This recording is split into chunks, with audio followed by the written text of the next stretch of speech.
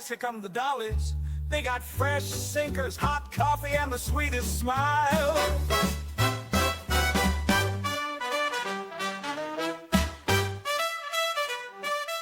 Welcome back to the Clubmobile, everybody. We are so happy to have you. Hi, everyone. Welcome back. Joining us this afternoon, we're so happy to have Darragh Cowley from Masters of the Air hanging out with us. We're having coffee and donuts, and it's Sunday Fun Day, so I'm excited. Hello. Hi. Hi, Darragh. Hi. Thanks for having me. It's really nice to see Thank you for hanging out with us. Yeah, no, please. We're very excited. Yes. We're very excited to talk about your experience on Masters of the Air. We know that it was a while ago now that you filmed it, but we hope you're happy enough to speak about the experience from a few years ago.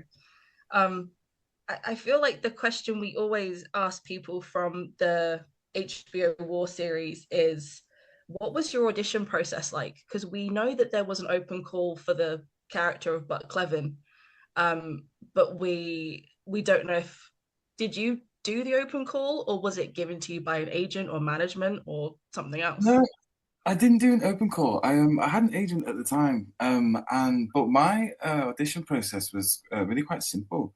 A script came out. It was a Raph's character, Lemons. It was Ken Lemons that came to me. And I'm not sure like how far they got in the casting. Quite often during castings, they'll send out just 5 or 6 scripts of different characters, and then they'll just gauge what they want, especially for something like this, I imagine. So I'm not sure how far they got on with that. But yeah, I just had a take that came through. My agent had said, slick your hair back, look as cool as possible, just don't do too much, and just, just say the words. It was one of them was like playing hot potato with the kids. And so I had this potato that I ended up eating so many potatoes. I think he was eating an apple, but I ate potatoes because that was more like I can eat more potatoes than apples. I can't remember. You don't do a spit take. You don't do like a spit bucket after every take. Yeah, literally, no. Actors, we love to punish ourselves for. Yeah, we are absolutely. Real. But and the other scene was climbing into a cockpit and doing some plane jargon really, and it was like literally 3 or 4 lines in each. Just sent the tapes off, and then about 2 weeks later, I think my agent called me back and he says, "Oh, you've got a meeting for Masters of the Air. The execs have seen your tape and they've recalled you." And I didn't know what to do. Like honestly, I was in North Woolwich. I was on a little walk by myself, and I called my mum and I just bawled down the phone, honestly, because to me, like the execs have seen your tape, like that's like Tom Hanks, Steven Spielberg, Kai Getzman, like. At that point, to me, like that was kind of one of the biggest achievements in my career so far. And so I was so completely overwhelmed. And I was like, shit, what do I do? What do I do? And so, yeah, I think the meeting was a day and a half or 2 days later or something in the morning. And I set up my my lights in my studio because it was in COVID, so not in my studio, like in my bedroom to make it studio. And I just did the scenes with the casting directors. And it was very quick, just on the call for like 15 minutes maybe. Redirected us a couple of times. And then that was it. And then obviously I sat stewing and reading into it for so long. And then to be honest, I had sort of let that one go. Like you do let the auditions go once you've done them, because you have to. You can't sit there like thinking, stewing, wondering about every single job. And then I think it was like 3 months later, and it was on March. I think it was on March the 20th, 2021, that I got the call because it was the first anniversary of COVID and the lockdown, I think. And Wow. my agent said, you've got an offer, and I hadn't. This was about 3 months later, so I thought it was just something else. He told me it was for Masters of the Air, and again, I just spent like 10 minutes telling him, "You don't know what you've done. And, oh, I'm so grateful." And he's like, these are the moments that I'm an agent for and I love, and we're just there like stewing in each other's like indulgence, really. But yeah, it was crazy because. For some things, for like such a small role, you can go through like rounds and rounds and rounds, and then not hear anything. And then for other things like this was monumental for me, and it still would be if it came through the door, really. Um, and then it was just such a simple process. And then they called us up and they said, "Yeah, we've got you an offer. You're going to go down and do it." Were you given the role of Glenn right away, or was it a case of they just said, you have an offer, what would you like to pick? No, yeah, they had Glenn. They said, "We got you an offer. It's to play this guy, First Lieutenant Glenn Graham." And I was like, well, okay, and it was all very much like role playing, real people. So yeah. And then it was off to boot camp. A few weeks. I think there was only about 2 weeks between that phone call and boot camp. Um, and I nearly had turned up to boot camp with nothing because the email said just bring a pair of trainers. And I knew it was going to be two 2 weeks long, but I was like, oh, hardcore, sure, yeah, whatever. I'll just take a pair of trainers. No. Yeah, my partner at the time was like, "Are you sure? Are you sure you want to do that? Even if you turn up with a big suitcase, and you didn't mean to, at least you got one. That's much better than turning up 2 weeks with With nothing." just a pair of trainers. Oh my gosh. I feel like Dale Dye would have reamed you Yeah, for oh, just God, bringing a pair of trainers. I would never have had the end of it, God.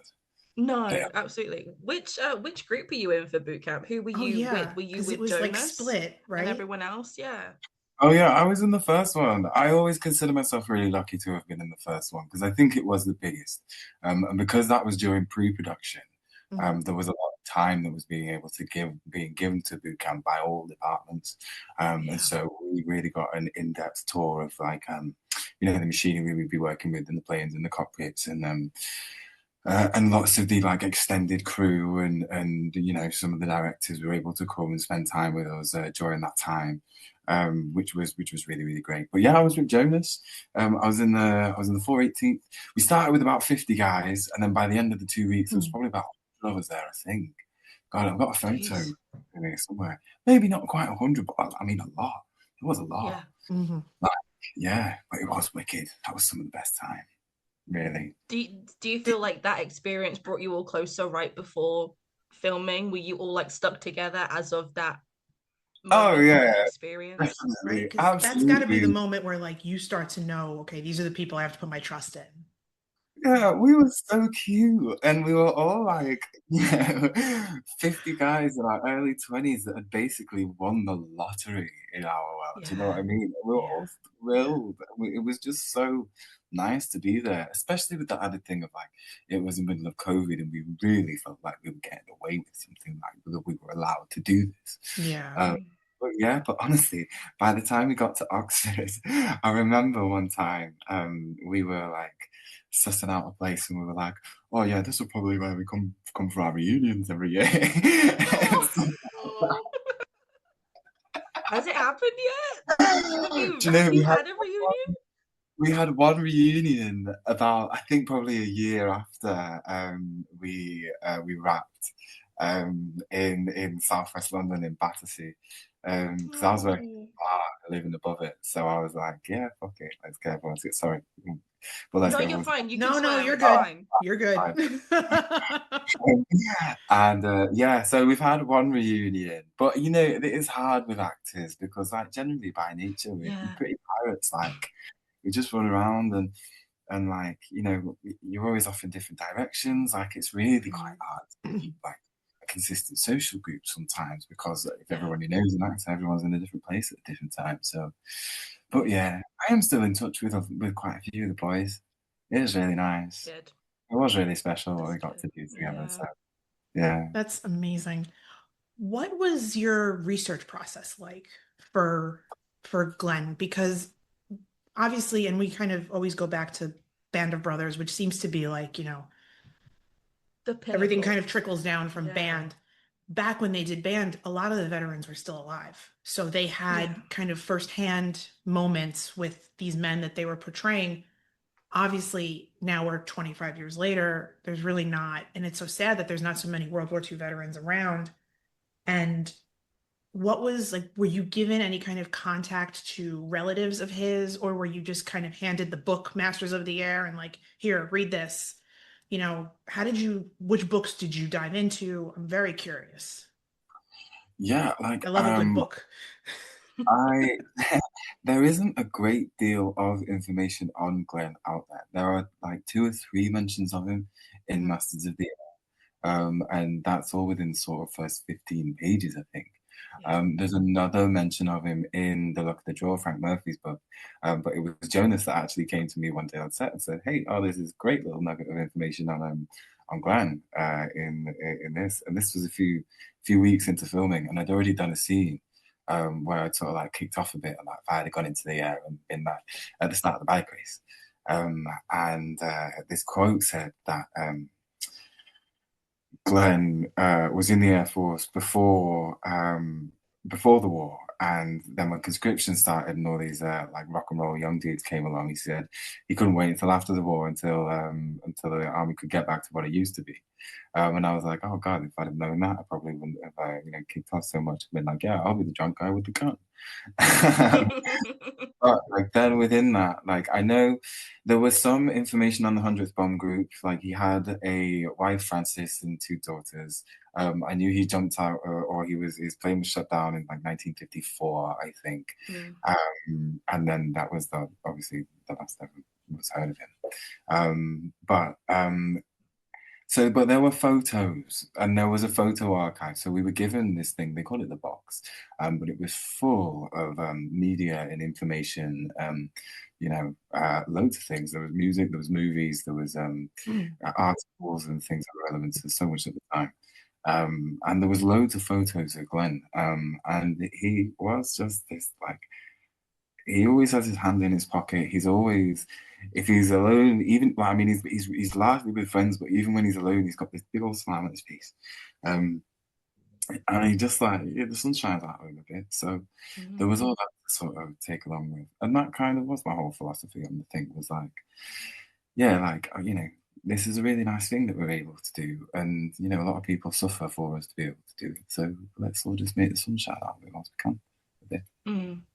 Yeah. That's something that I noticed, especially in the POW scenes that you filmed, is that while, of course, everyone looks sad, tired, and hungry, there was always something about Glenn and you as him. There was still that kind of sunshine, even though, Yes. of course, you're portraying this incredibly heavy sadness.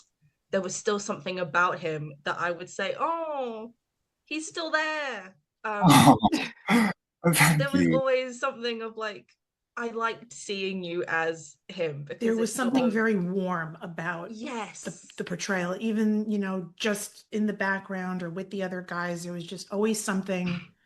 He just, you made him look very happy on screen. You yeah, really did, yeah. Thank you in very a really much. sad situation. But How was Yeah. that experience filming the POW scenes? Because of course you had all been with the rest of the group that was the 418th, and then you're split off to do the Yeah. POW stuff. Did that change any dynamics at all between friendships, or were you still Um, connected to the other guys on set?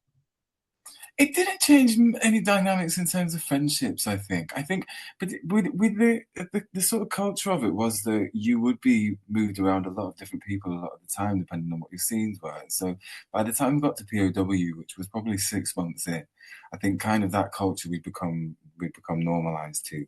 Um, but the pace of the day did change. In the early time when we were doing a lot of the filming at Thorpe Abbotts, there was, there'd be, loads and loads and loads and loads and loads of guys. And it was really, really exciting. And especially towards the start, there was a real buzzing feeling around the set, like a real feeling of a party. Like this is an amazing thing that we would get to do. Everybody was buzzing that we were getting to do what everyone was saying was the new Band of Brothers. And yeah, but it became, I learned a lot. Like I learned a lot more towards the end about like what it means to just do the like normal working day on a set. It was very cold. A lot of what we've been doing earlier on was obviously very glamorous, and then we were all like covered in mud and shooting a lot more early morning and late at night during those times. But it was really nice. POW really like I think a lot of the guys that ended up in POW together, it felt really like a really long school trip, and it was really beautiful. And so we That's really, sweet. really Yeah, like it was, we spent a lot of time just sat around killing time, chit-chatting away in like, yeah, odd little corners of Oxfordshire or wherever. Yeah. And Yeah. it was gorgeous. I had such a great time on this show. I'll always like cherish it for that. Like Mm, it was really sweet. And I am sorry that maybe some of the connections aren't as strong as I would have liked them to be, maybe some years mm, later. It really was gorgeous, and I'll always be grateful for that. yeah.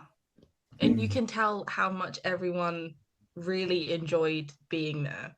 Yeah. And I feel like it helped so much that you guys have become such solid, great friends, because you can even see it in the way that you operate in the dummy planes as you're, flying, you're on missions. The communication is excellent. Yeah. Um, I do have a cheeky question. Yeah, go on. Did you did you shoot the scene where you were shot down? And why didn't it make it into the show? Because me and Gabby have said multiple times how much we'd have loved to have seen, because Murph describes it so incredibly well in his book that I feel like there was a missed opportunity. Getting shot. This is the rabbit hole we're down at this particular point is Yeah. anything that we've now read about that we didn't see on screen. I'm like, Yeah, get me the Yeah, got shovel. me. I want to dig. I Yeah. don't think we did, you know. I think I only did about, in the end, probably six, maybe 5, 6 days tops in the actual cockpit Yeah. Hmm. on the volume. And I don't remember any of it being like that raucous, actually. I can remember all of my stuff being pretty much like, we're taking off. We're in the sky. We're going down. Like I wasn't in any sort of fighting Yeah. moves or anything. Right. Yeah, we see, But I remember we see you quite a bit in the Regensburg mission. And I yes, think, yeah. which And is, then I think landing into great. Africa as well is the other one. But yeah, it's fun that cockpit. It was hot. God, my God, it was hot. Was it, With Um, I mean, everything they on put you as up there and they well. just kind of jostle you around, right? Yeah. It's just like yeah, this dummy cockpit on like a gimbal, and they on a just couple, yeah, shake you guys around like a jar of marbles, I guess, which has yeah, got to pretty be much. exhausting. It was quite fun. They were these. I remember when I was a kid, there used to be these like roller coaster simulators like on the beach or Yes, I loved those. and it was kind of like being in that for ages. And it was really Oh really god. good. Yeah, That's there like was my one. worst nightmare. They used to make me nauseous. So Oh that's now no, I know I'm good. Thanks. it was Don't want it. it was good. It was hot. A lot of the guys got really uncomfortable, but like Mm. I was just having such a good time the whole time on that set that like nothing could really bother me. I was like, oh Nothing.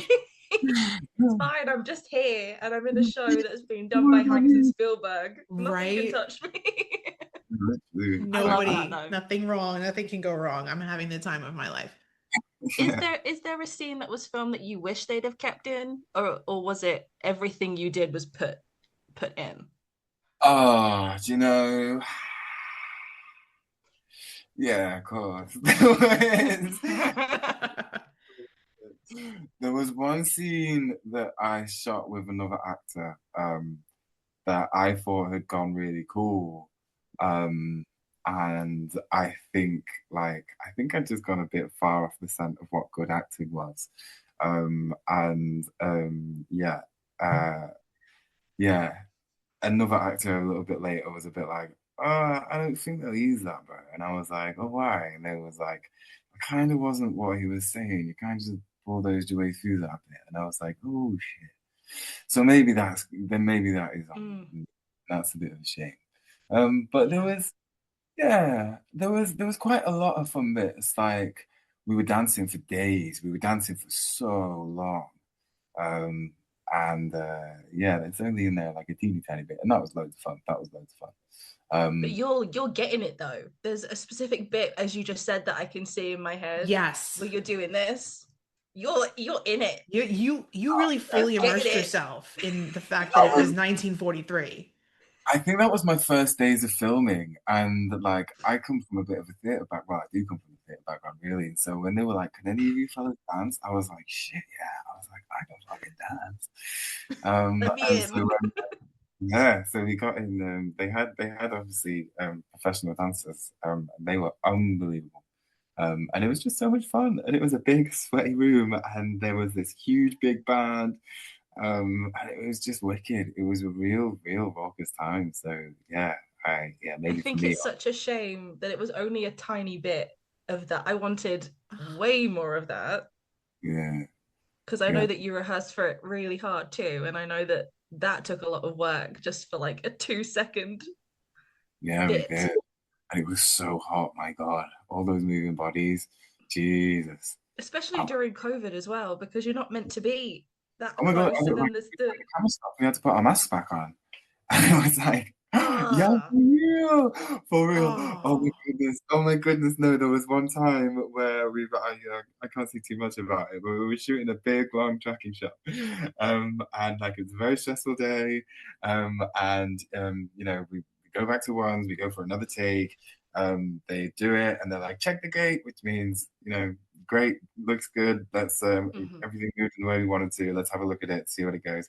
And then they're all watching the video, and then you just hear someone shout, "That kid's wearing a mask!" And it's like, "Oh no! Someone's forgotten to take their mask off Who in was the it? shot." I mean, Oh no, I can't say. I can't say. I could say. well, I won't. I was thinking along the lines of Ben, Adam, Elliot, or David. mm. That's Yeah, that's where I was going. all strong contenders. Did the show change you as an actor and or as a person? Did it Right. change anything about the way that you work or the way that you prepare or the way that you now choose jobs that are offered to you? Yeah, definitely, absolutely, definitely. I learned a lot on that job. I learned a lot after that job, especially having like seen it done and then sort of seeing the process of how it goes about, how it gets made, what happens when it comes out. I the main thing I learned on the job is to try and not treat every day like it's the best day of your life because eventually that just becomes really annoying. Yeah. I didn't become aware of that, I think, soon enough. And I think maybe that got on a few people's nerves by the end. I would have But enjoyed it because I'm a very negative person. So I would have yeah, liked the pizzazz of the day to be like, nice. yes, Well, Yeah, thanks. right. I think that's something that you and I, Winnie, especially try to work on is that yeah, you got to find the bright spot in your can find the day. good in the day. Like, Yeah. Mm, I consider the pod to be my bright spot because I just, have one of those pesky 9 to 5s and I'm, it's not my thing. It's not what makes me Yeah. happy. This is. So I look for the bright Yeah. spot, you mm, know. See, that wouldn't have mm. annoyed me, truly. No, I don't think it would have annoyed Maybe me either. I would have maybe like been people are like, just boring, I would Darragh. have been like, you're really fun. Let's hang out. I'm glad. And a lot of Exactly. people were. I did. You guys are so kind to me. Jeez. Best friends forever. Yeah. Um, but no, yeah, absolutely. I learned a lot from a lot of the like the more accomplished actors, I guess. Mhm. Some of them my tapes at times, and there was one time I sat down with one of the top numbers really, and he basically told me all about my tapes and was like, "You're doing this, this, and this. This is what this is, and this is how this comes across." And I was like, "Oh, thanks, man. Great." Yeah, I think a lot of my practice changed over that time. It was actually during that time I rang up my agent and because I had a tape through and I'd gone through it with Callum.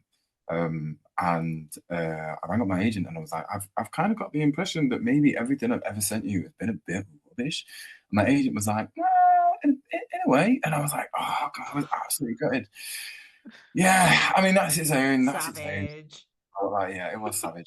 But like, maybe needed to hear it to be honest. And yeah, so really changed all my practice in the way that I approach tapes and casting and Mhm. everything. Even the way that I approach like day to day on set, I just felt like, it was my first big thing where it was Mhm. consistent. When it's Mhm. consistent, you can kind of see the nuances in it and see how it all comes together properly rather than when you just visit these sets for half a day or whatever. But Yeah. yeah, loads. Controversially, I will say, not necessarily learning my lines to the extent that I used to, because I used to like, I know that sounds so like wishy-washy and waffy and like No. half truth. But honest to God, like I probably used to learn to death really, but if they're fresher in my in my mind, if I feel like I'm half forgetting the line, it feels fresh and it feels like it Yeah. comes out. But then that's maybe a personal thing, and I Hmm. wouldn't recommend it to anybody. And obviously, don't turn up to set without your lines, like Jesus. Um, but yeah, yeah, so Yeah. lots. I fully agree with that because I know that in a previous life, I also was in performing arts. Mm. So having someone learn their lines to death, it loses the feeling and it loses the thing that you're going for. I had so many people around me that would sit and annotate and be buried in it. And by the time you get to do it and rehearse and then the real thing, you know what they're going to do. It's so predictable. You know where their hands are going to move, you know where their body's going to be. It's never like a fresh thing. So I think the half learning it, I don't see that as a bad thing. I think Oh, it It keeps almost things like it comes off fresh. more natural. Like this is just Yeah, naturally who he is as a character, and it's not yeah, forced. yeah. yeah.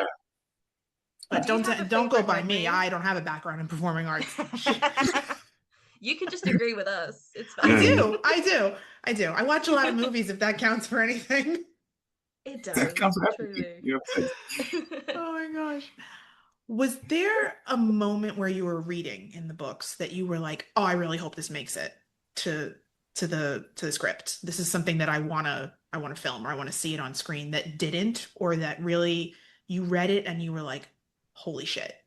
Like this is what they were doing up in this guy. Holy shit." Because that's kind of the Winnie and I say it all the time when we're reading, like we read Lucky's book and we read Murphy's book, you get to these certain points and Bremen and Munster specifically where you're like, what the fuck? Like that Yeah, how did they really even? happened. That really Yeah. happened. And people really lived through that. And then you don't see all of it on screen. So you're like trying to piece it together visually with the words on the page. And I'm like, did you find a moment where you were like, yeah, I want to see this. I want to see this on screen.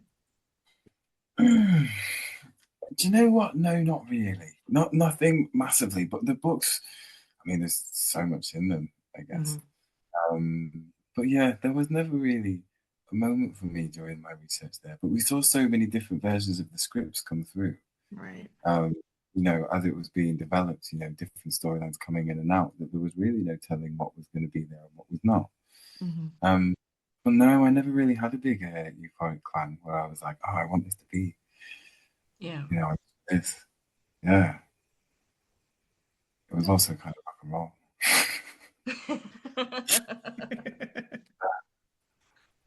Do you have a favorite memory or favorite story from set that you can share with us?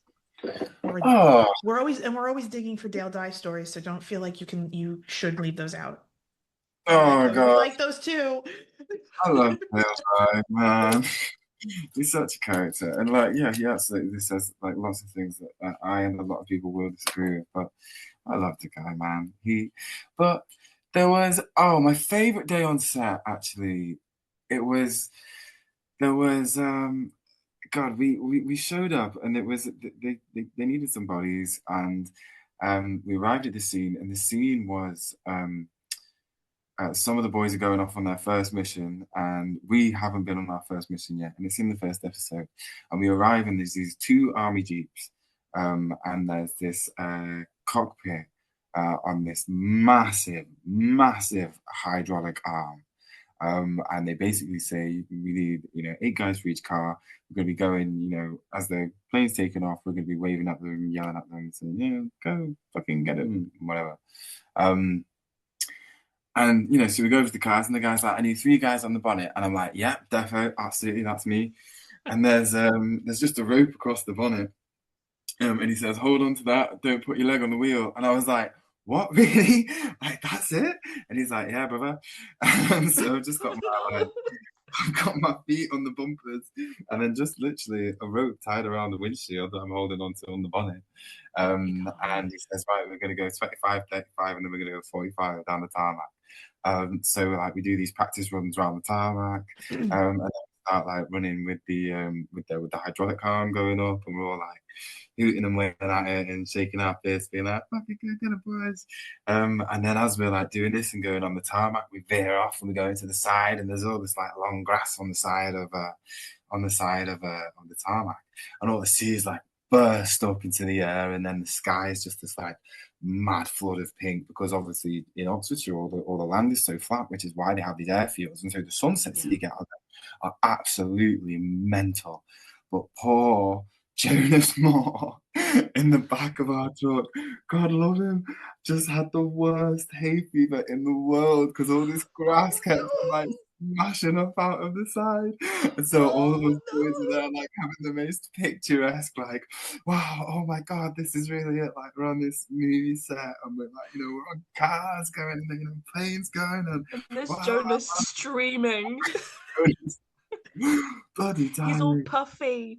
Oh God, Oh, he's saying this, I know he will, but it was, God, it was such a magical day, and just like the sweetness of Joe, just there as He's well. crying. He's not crying for emotion. he's not crying because the because sunset is so beautiful. He's crying because get me out of this grass. Oh, real. Who was driving your Jeep? Who We drove was him? a stunt driver. We had a spat Oh, guy. okay. Oh, I was gonna say, So, you really think they gave the keys to the Jeep to one of the boys? yeah. Look, boys. No, no. Boys. We go straight. They handed the keys to Callum Turner and said, "Here, drive your friends around." Hey, drive. Some of them. Chaos. I actually was driving Jeep at one point. I thought that was really cool. Arrive on set and Oh, I'd actually God. drive the Jeep around. I'm like, oh, that was really cool. Nah, I couldn't do it.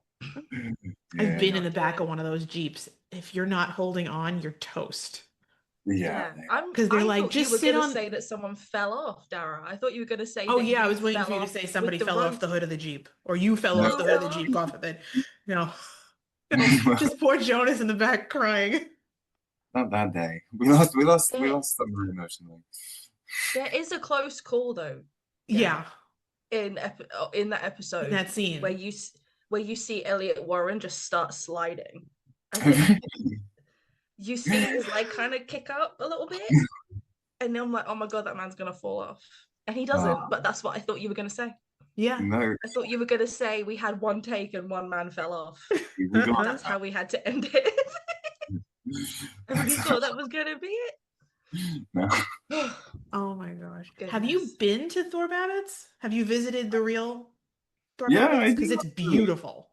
It is gorgeous. I didn't get to spend as much time as I would have liked there, to be honest. Mhm. We had to, well, I wasn't able to give it this time. But no, it is gorgeous. It's really nice. It's so hard to get to. It's really in the middle Yeah, of nowhere. Yeah. it's the middle of nowhere, and that's where I But grew up. In the literally is 20 it? minutes from there. No way. I Oh grew up no, in Bury St Edmunds. oh no So way. when you say the middle of nowhere, literally, I completely understand what everyone means. It's a Yeah, beautiful place, but It yeah, is. completely in the sticks. I was Gambi. thrown. Gambi. Gamby. No, I was my thrown by the God. amount of roundabouts it took to get there. Oh no, I know, it's Because diabolical. I mean, when we went the first day, we were on the tour, and we had X amount of time at the airfield, and I remember being like, if I do anything, I want to go into the control tower. I want to go to the top, right? Like I want to make sure I can look out and see all of it. And then, we left and I was like, I didn't go into the sheds. I didn't see anything in the sheds. Like Well, you were kind of rushed though. I was kind of rushed. And then I was sitting down and I was having lunch and Matt Leach had my ear and I felt bad getting up. So, but I have family friends that live in the Essex area. And she was like, we'll take you wherever you want to go on the Sunday if you have nothing to do. And I was like, I really want to go back to Thorpe Abbotts because I didn't get to soak it all in the first time. Mm. And I missed a lot. And it was very quiet when I went back. And I'm telling when I say like people don't believe me. The feeling of like what actually happened and on that airfield, it hits you so Yeah. hard that you can almost kind of picture it in front of you. And there's just so much stuff. You really got to take your time and soak it all in. But no, I was completely thrown by the amount of roundabouts it took to get there and how nauseous I was by the time I got out of the car. because Yeah. we don't have that many roundabouts in New York. It's everything's a highway, everything's an avenue, and it's just a straight shot over here. It's just a I way. think Just a I straight. think the humility of Thorpe Abbotts as its own entity really Yeah. hits you when you get there, and you go, God, this is like the operation was so huge, but like fundamentally, what these buildings are is like Yeah. it's tiny, it's small. This is not like a big industrial section at Yeah. all. Yeah. Like, this is It really was all farmland. Like they yeah. just Yeah. smack threw it up in the middle of farmland, and I guess you put it into perspective that it was one bomb group with 4 squadrons. There was thousands of people constantly coming and going. And Hmm. Mm, it mm, blows my mind just how Yeah. much action went on there. mhm. Yeah, It's crazy. it is. Truly. You're lucky you grew up right over there. I have to take a plane next time I want to go I back. didn't think I was until I left, and then I haven't been home in so many years that now I'm like extremely homesick. So, Oh. but next time we come visit, you should come with us, Darragh. Yeah, We yeah. can spend way Yeah. more time there. Yeah. Pretend I know everything. Oh yeah, this was what the guy did. Yeah, Mm. we could just share information. Like you can pretend you know everything, and we can just whisper and correct you. Like, no, Yeah, that's yeah. not Oh, please. I welcome that. That would be really important for me. I've had the best time chatting with you. You're so Yeah. awesome. Yeah. You really are just so chill, so awesome. Oh, thank you so A much. blast. That's really kind. Had a Yeah. really, really great time. Yes. Yeah, Thank me you for too. joining us, Darragh. No, thank you so much for having me. Yeah, and let's take a trip to Thorpe Abbotts. It'll be fun. Yes. Let's do it. Absolutely. Let's do it. All And right. to all of our Yeah. listeners, we will see you guys real soon. Bye, everyone. Thank you. Bye. Bye.